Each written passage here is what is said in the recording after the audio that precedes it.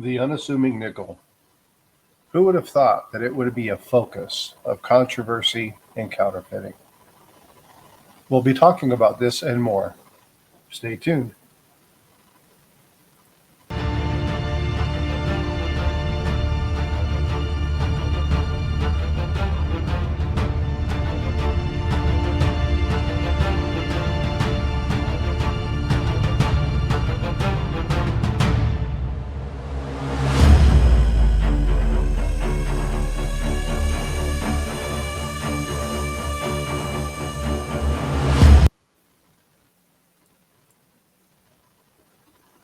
So the Henning nickel is something that is quite fascinating.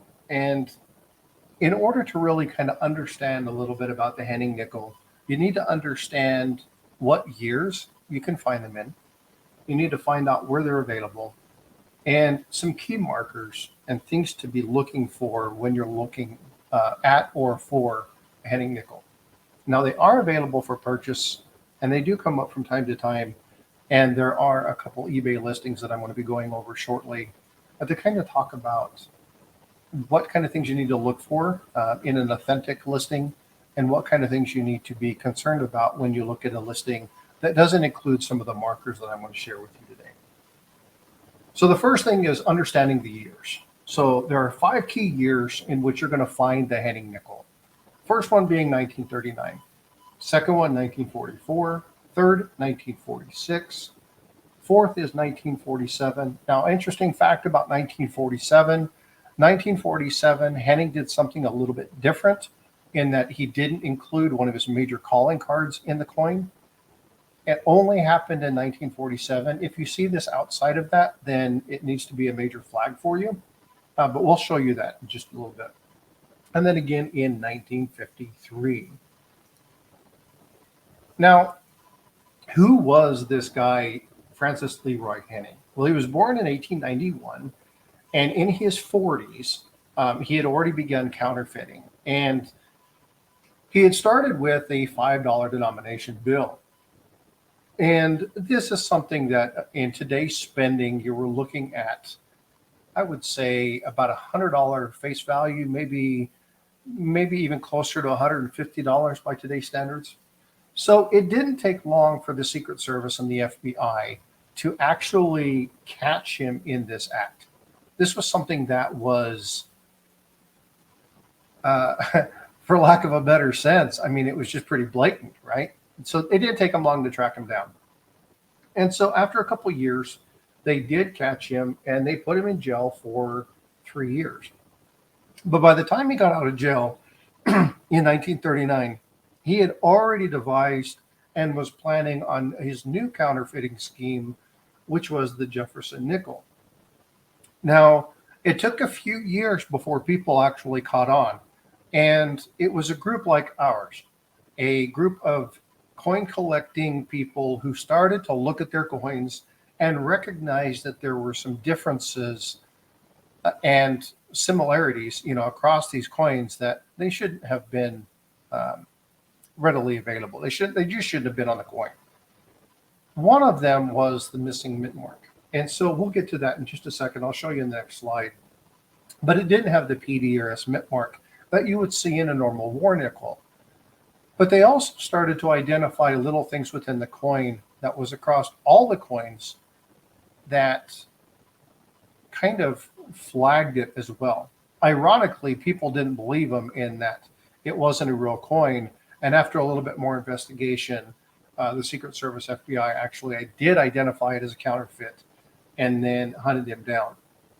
Now, a couple funny facts regarding this is that Leroy Henning spent about $5,000, $6,500 to get all of the supplies. Now, back in that time, we're talking about, $10,000, $20,000 worth of money to get the planchets and the right alloy and the right mixture of things. And ironically, he actually lost money on this deal. He never recouped the full amount of his investment. When he was first identified and they were going to catch him, he ended up dumping a bunch of them in a river to the tune of something like 400,000 coins. Now, when I was talking about the key features just a second ago, this is kind of what I'm talking about. So on the right-hand side, you'll see the E pluribus unum, and under that is, the one thing anybody who looks for war nickels absolutely is going to look for, and that is that large PD or S. That it's the standard marker for the nickels, something that everybody who collects that understands. But if you look at the small little graphic on the left, you'll notice that there's a missing mint mark. But there's also some other identifiable features to the Henning nickel. Now, I'm not going to get into all of them, but I want to kind of just target two specifically. And they differ slightly depending upon the year, the position of a die crack, which in this case, this is a 1944, and it runs between the U and the S in pluribus down to the top of Monticello. But the calling factor is the R. And so if you look at the left-hand leg of the R in pluribus, you'll notice that there's a circular cutout or a divot in that particular location. And that was his calling card. That was his mark to indicate that this was his particular coin. Now, when you look at the different varieties in the different years, and I know this image is a little bit small, so hopefully you can pause this video and zoom in on it.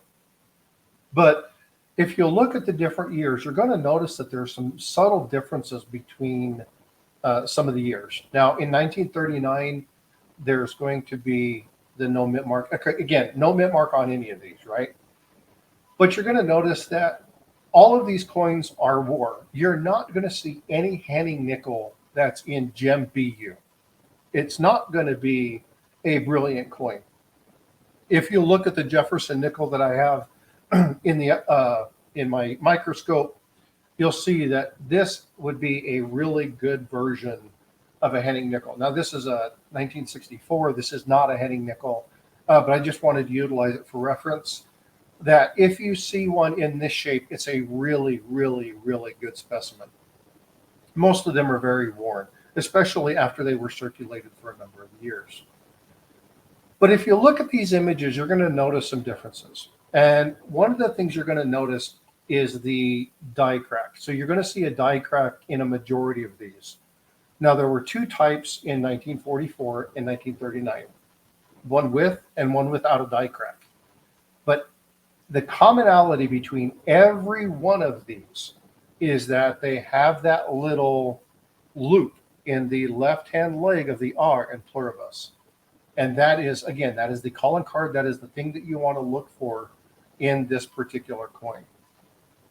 Now, the bottom right two pictures are going to show eBay listings. And again, I apologize for these being so small. I just wanted to kind of get that information and put it up there for you. On the left-hand side, you're going to see an eBay listing. And they run about the same when you're talking about the value and the cost. And so the one on the left is selling for about 240, and then the one on the right, which is an authentic one, is selling for just a little bit less. But if you'll notice the one on the left, which is the fake eBay listing, it resembles the 1944 without the die crack. However, it does not have that little hole in the left-hand leg of pluribus.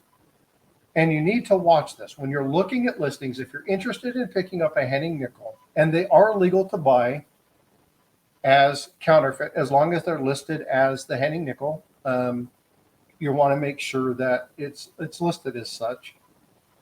But you want to be looking for that little serif there, that little, not serif, excuse me, that little hole that's located in the R of the pluribus. And if you look at the good eBay listing, you'll look at that image on the far right on the bottom, and you'll see that it actually is there. So if you go to eBay right now, again, today's December 26, 2022, you will see that there's multiple listings for that.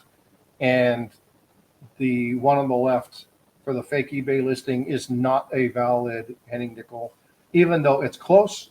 It's just not a valid nickel. And then the one on the right is. And the craftsmanship on some of these is amazing.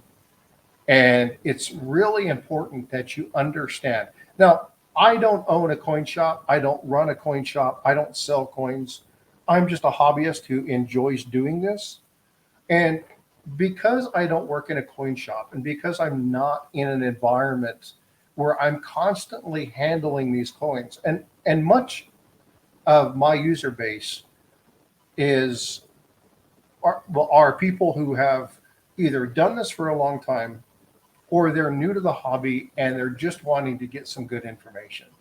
And I'm really targeting those people who don't have that great level of experience. Those people who are looking at getting into the hobby or brand new into the hobby and just need to get good information. It's so easy to look at these YouTubers who are putting out amazing content. And I'm going to throw a couple out there just because they're brilliant. And when you look at Coin Help You, right? This that guy has worked in this field for so long. He'll pick up a coin and tell you if it's real or not, right? And he's got some great content. And if you haven't been there, if you're not a subscriber to Coin Help You, get over there, go check him out. He's got some great playlists, great information. If you're looking at bullion and you're looking at things, go check out people like Silver Stacker. Go check out people like Constitutional Stacker, Salivate Metal. Just brilliant guy. I mean, when you look at the amount of information that they have and the knowledge base that they have regarding markets and bullion and things of that nature, follow those folks. It's important because this is what they do. But what I want to do is I want to show you good, solid examples of counterfeit items. You know, you can look on things like Etsy and you can find NGC holograms, the sheets for sale. You can find PCGS holders. Now, granted, the holders are manufactured. They're done through, 3D printing or other methods. But when you look at these, there are subtle differences that are going to be either not present or missing in these slabs that you get. Now, there are some people who sell reproductions, and they are listed as such. And I don't want to necessarily poo-poo them because they're doing they're doing a trade, and I get it. But the problem is that well-meaning people do something, and then people who intend things for harm will come back and they will do something to manipulate or abuse something that people have done. And I really want to combat that. So while I don't have the 15, 20, 30 years experience working in a coin shop, handling the coins, being able to, I don't have the metal detector kit. I do have a slide. You can get a little thing to flip the coin and you hear that all familiar ting or that little thud like you'd find on the magician's coins and things of that nature. But I want to give you those strategies. So I hope you found this of use. I hope you found this valuable. I thank you for your time, and I will catch you on Thursday at 7 p.m. Central for a follow-up live stream. Y'all take care and have a great day.